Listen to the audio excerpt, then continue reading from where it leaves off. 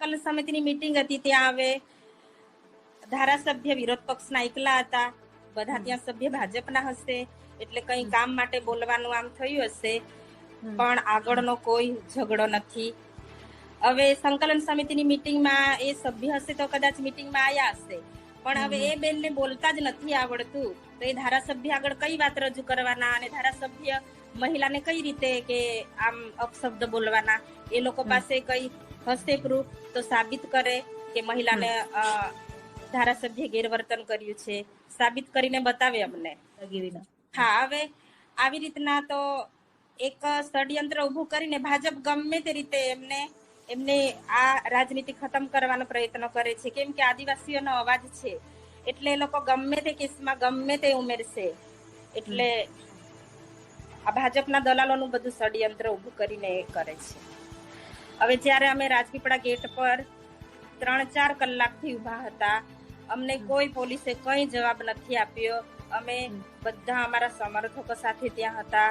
4-5 કલાકથી અમે અરેસ્ટની કોપી માંગી, FIR ની કોપી માંગી, અમને કઈ જ જવાબ આપવામાં આવ્યો નથી.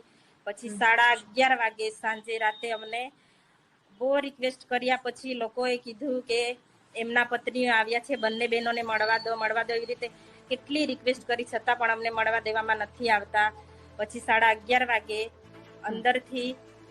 અંદરથી કેવડાવ્યું કે મારા ઘરના છે, મારે એમને મળવું છે, તો મને મળવા માટે મોકલો એમ કીધું. ત્યારે પછી અમને અંદર બોલાવવામાં આવે છે. હવે જ્યારે અમે અંદર મળવા માટે ગયા, ત્યાં પણ 6-7 લેડીઝ પોલીસ અમારી આગળ ને આગળ ઉભા હતા. પછી અમે અમારી કઈ વાત કરવી હોય પછી એ બધું એ લોકોએ બહુ આમ એ કરી. પછી અંદર જ્યારે અમે મળવા માટે જઈએ છીએ તો એમને અહીંયા ડેડિયાપાડા 2 વાગ્યેથી એમની અટકાયત કરવામાં આવે છે. અને પંડ્યા સાહેબ છે, જે ડેડિયાપાડાના PI, એમણે FIR માં ટાઈમ નથી લખ્યો, અરેસ્ટ મેમોમાં ટાઈમ નથી લખ્યો. એ લોકો અમે જે મુલાકાત માટે ગયા ને 11:30 વાગ્યાનો ટાઈમ, એ ટાઈમ મારે છે. એ લોકોએ બપોરના 2 વાગ્યાથી અટકાયત કરી છે, તો એ લોકોએ તે ટાઈમ મારવો જોઈએ ને.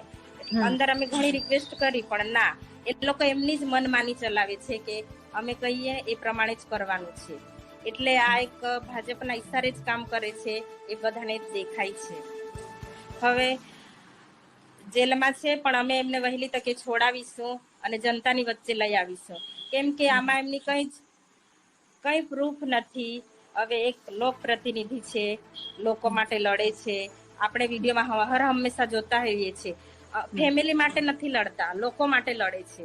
એટલે અમને પૂરો વિશ્વાસ છે, અમને ન્યાય પ્રણાલિકા પર પૂરો ભરોસો છે, અમને ન્યાય તો મળવાનો જ છે. કેમ કે વકીલોને પણ અમે સમર્થન કરીએ છીએ, કેમ કે વકીલને પણ અંદર જવા દેવામાં નથી આવતા. પોલીસે આવી તે કેવી પોલીસની દાદાગીરી કે એક વકીલ જે અમારા કેસનો જવાબ આપવા માટે અંદર દલીલ માટે જાય છે, તેમને પણ રોકવામાં આવે છે. નર્મદાની પોલીસ, આદિવાસી જનતા ખૂબ આક્રોશમાં છે અને રાજપીપળા જેલનો ઘેરાવો કરશે એ બીકના લીધે એમને વડોદરા જેલમાં, સેન્ટ્રલ જેલમાં મોકલ્યા છે. પણ જો અમને 2 દિવસમાં જો